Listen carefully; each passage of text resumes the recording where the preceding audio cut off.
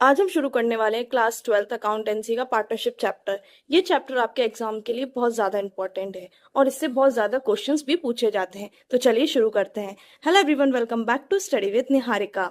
सबसे पहले जानते हैं पार्टनरशिप चैप्टर का ओवरव्यू। क्या हम आज की वीडियो में समझेंगे। क्लास 12th अकाउंटेंसी का सबसे इंपॉर्टेंट चैप्टर है पार्टनरशिप। इसमें अगर ये चैप्टर आप लोगों का स्ट्रांग हो गया तो आपके 30 to 35% मार्क्स ऑलरेडी सिक्योर है। इस चैप्टर में हम पढ़ेंगे पार्टनरशिप के बेसिक्स, फीचर्स और अकाउंटिंग ट्रीटमेंट। अब बात करते हैं ये चैप्टर क्यों इंपॉर्टेंट है। ये चैप्टर हाई वेटेज है। इसमें कॉन्सेप्ट और प्रैक्टिकल मिक्स दोनों चीज हम पढ़ेंगे। अगर ये आप लोगों को समझ में आ गया, यानी इसका बेसिक आप लोगों को क्लियर हो गया, तो ये चैप्टर बहुत ज्यादा इजी स्कोरिंग है। अब हम बात करते हैं व्हाट इज पार्टनरशिप। सबसे पहले जानते हैं पार्टनरशिप का सिंपल मीनिंग। जब दो या उससे ज्यादा लोग मिलकर बिजनेस स्टार्ट करते हैं प्रॉफिट अर्न करने के पर्पज से, तो वो पार्टनरशिप कहलाता है। मतलब कि जिस पार्टनरशिप में दो या उससे ज्यादा लोग हों और वो मिलकर बिजनेस में जैसे कैपिटल डालें, जो भी डालें, और प्रॉफिट जो उन्हें अर्न हो वो इक्वली डिवाइड करें, या जो भी रेशियो वो लोग सेट करें उसके अकॉर्डिंग बिजनेस स्टार्ट होता है। एग्जाम्पल लेते हैं, अगर ए या बी मिलकर एक दुकान स्टार्ट करते हैं, प्रॉफिट अर्न करते हैं, तो ये पार्टनरशिप कहलाती है। अब बात करते हैं फीचर्स ऑफ पार्टनरशिप। पार्टनरशिप के फीचर्स क्या है। मिनिमम आपके 2 पर्सन होने चाहिए पार्टनरशिप में, एंड एग्रीमेंट होना चाहिए प्रॉपर कि क्या बोलते हैं, हमें क्या क्या उसमें लॉज डाल रहे हैं, क्या क्या रूल्स डाल रहे हैं, ये सब प्रॉपर होना चाहिए। एंड बिजनेस किस तरीके से हमें सेट करना है, प्रॉफिट शेयरिंग रेशियो क्या होना चाहिए, ये सब भी फीचर्स ऑफ पार्टनरशिप कहलाते हैं। अब इसे हम डिस्क्रिप्शन में पूरा डिस्क्राइब करके एक्सप्लेन समझते हैं। मिनिमम 2 पर्सन, एक बंदा पार्टनरशिप नहीं बना सकता, कम से कम 2 लोगों की जरूरत होती है पार्टनरशिप शुरू करने के लिए। एग्रीमेंट रिक्वायर्ड होता है क्योंकि पार्टनरशिप के बीच में एग्रीमेंट होना जरूरी होता है, वो चाहे ओरल हो या रिटन, दोनों तरह से वैलिड है। अब बात करते हैं बिजनेस पर्पस की।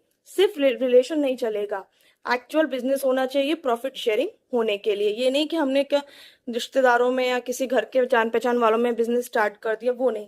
प्रॉपर आपकी पार्टनरशिप डीड होनी चाहिए, कौन से किस तरीके से एग्रीमेंट हो, वो सब भी चीज मायने रखती है। एंड प्रॉफिट शेयरिंग सबसे इंपॉर्टेंट फीचर्स है। पार्टनर को प्रॉफिट शेयरिंग करने के लिए पार्टनरशिप का कोर होना चाहिए। अब हम बात करते हैं पार्टनरशिप डीड की। सबसे मेन बात है कि हमारे पास एक रिटन एग्रीमेंट होना चाहिए जिसमें हमारे सारे रूल्स रेगुलेशन पार्टनरशिप से रिलेटेड होने चाहिए। फिर से वही चीज है, रूल्स एंड टर्म्स डिफाइंड होने चाहिए पार्टनरशिप डीड में कि हम क्या चीजें, कैसे प्रॉफिट शेयरिंग क्या चीज कर रहे हैं। कंफ्यूजन किसी प्रकार से नहीं होनी चाहिए। मतलब जब आप पार्टनरशिप डीड बना रहे हो तो आपको किसी तरह से कंफ्यूजन नहीं होनी चाहिए कि हमें किस तरीके के रूल्स हो, रेगुलेशन हो, सारे पार्टनर्स को मिलकर सॉल्व, सब प्रॉपर एक डीड बनानी चाहिए आपस में डिस्कशन करने के बाद। अब बात करते हैं कंटेंट ऑफ डीड्स। क्या क्या उसमें कंटेंट होना चाहिए अगर हम पार्टनरशिप डीड बना रहे हैं। पहला, प्रॉफिट रेशियो का होना चाहिए, सैलरी किस तरह से डिवाइड करेंगे वो होना चाहिए, इंटरेस्ट कैसी होनी चाहिए, एंड ड्रॉइंग के रूल्स क्या क्या होने चाहिए। ये 4 चीजें कंटेंट ऑफ डीड्स कहलाती हैं। अब बात करते हैं डीड इंपॉर्टेंट क्यों होती है, पार्टनरशिप डीड इंपॉर्टेंट क्यों है।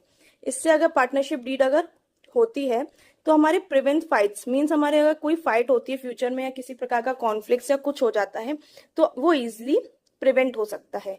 रूल्स क्लियर होते हैं। अगर इसमें अगर हमारे डीड रहेगी हमारे पास, उसमें प्रॉपर रूल्स मेंशन होंगे तो हमें पता रहेगा कि क्या क्या चीज फॉलो करनी है, कैसे करनी है। और इससे बिजनेस भी बहुत ज्यादा स्मूथ चलता है। मतलब किसी प्रकार से कोई भी परेशानी नहीं आती कि बिजनेस हैंडल करने में। अगर प्रॉफिट शेयरिंग रेशियो में पता है तो अगर हमारा प्रॉफिट होता है तो इजीली प्रॉफिट शेयर हो सकता है, लॉस होता है तो हमें किस तरीके से कवर करना है, ये सब चीजें डीड में बहुत ज्यादा इंपॉर्टेंट होती है। अब हम बात करते हैं पार्टनरशिप डीड नहीं है तो क्या होगा। तब हमारा अप्लाई होगा इंडियन पार्टनरशिप एक्ट 1932। तब हमारा कौन सा एक्ट अप्लाई होगा, Indian partnership act 1932। Default rules apply होंगे जिसमें कि प्रॉफिट इक्वली डिवाइड होगा, no salary, no interest on capital. हम एक एग्जांपल से समझते हैं। अगर ए और बी पार्टनर है और उसमें प्रॉफिट है आपका 20,000 रुपीज प्रॉफिट हुआ है और हमारे यहाँ इसमें कोई पार्टनरशिप की डीड नहीं है, तो क्या होगा इस तरह, इसमें आपके दोनों प्रॉफिट जो होंगे वो इक्वली डिवाइड होंगे। मीन्स ए को भी 10,000 मिलेगा और बी को भी 10,000 मिलेगा। अब हम बात करते हैं क्विक रिकैप। हमने अभी तक क्या क्या जाना। सबसे पहले बात करेंगे पार्टनरशिप में। पार्टनरशिप में मिनिमम 2% या उससे ज्यादा होना चाहिए। प्रॉफिट अर्न करने के लिए, बिजनेस स्टैब्लिश करने के लिए पार्टनरशिप होती है। सेकंड है हमारा PABP, मीन्स हमारा person agreement business and profit. Means क्या है, ये फीचर्स है। पर्सन्स कितने होने चाहिए, एग्रीमेंट कैसा होना चाहिए, और प्रॉफिट और बिजनेस कैसे सेटअप करना चाहिए। अगर डीड है तो रूल्स एंड रेगुलेशंस पूरे फॉलो होने चाहिए। प्रॉफिट किस तरीके से होना चाहिए वो। अगर डीड नहीं है तो इक्वल प्रॉफिट शेयरिंग होगा। अब आपके लिए क्विक क्वेश्चंस हैं, हमें आपको ये खुद सॉल्व करने हैं। क्वेश्चन नंबर 1, पार्टनरशिप में मिनिमम कितने लोग चाहिए। आपको अपने आप जवाब इसका खुद अपनी नोटबुक में लिखना है। सेकंड क्वेश्चन आपके लिए है, क्या पार्टनरशिप एग्रीमेंट ओरल हो सकता है या सिर्फ रिटन होना चाहिए। एक्सप्लेन करना है कि ओरल है, रिटन है, या दोनों हो सकते हैं। थर्ड क्वेश्चन आपके लिए है कि प्रॉफिट शेयरिंग पार्टनरशिप में क्यों इंपॉर्टेंट है। आपको अपने खुद के वर्ड्स में इसे डिस्क्राइब करना है, जिससे कि आपको इजी टू लर्न आसानी से हो जाएगा। कल हम बात करेंगे पार्टनरशिप डीड की एंड प्रॉफिट डिस्ट्रीब्यूशन की। अगर आपको ये वीडियो पसंद आया है तो लाइक करें, कमेंट करें कि आपको आगे और कौन सा टॉपिक समझना है, चैनल को सब्सक्राइब करें। Thank you.